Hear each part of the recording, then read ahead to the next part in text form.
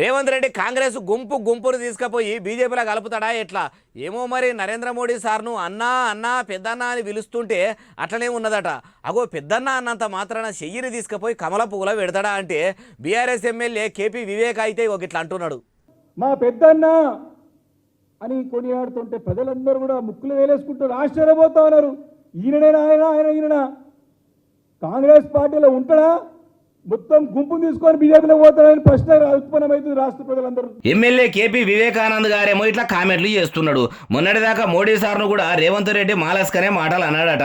బీజేపీకి తెలంగాణలో డిపాజిట్లు కూడా రానియమని, ఎన్నికల మొత్తం కాంగ్రెసే గెలుస్తుందని కూడా నమ్మకంగా చెప్తున్నారు. అయితే ప్రధానమంత్రి తెలంగాణకు సుట్టపుసుపుగా వచ్చిండు కాబట్టి ప్రోటోకాల్ ప్రకారం మర్యాద చేసిండు. మీది మాటలకు పెద్దన్న అని ఉండొచ్చు గాని కాంగ్రెస్ గుంపును మొత్తం తీసుకుపోయి బీజేపీలో కలుపుతాడా, అట్లెట్లా కలుపుతాడు, కలపడు కావచ్చు అంటూరు. ఈ ముచ్చటయ్యని రేవంత్ రెడ్డి గారు పార్టీలు మారిన రోజులను యాది చేసుకుంటున్నోళ్ళు.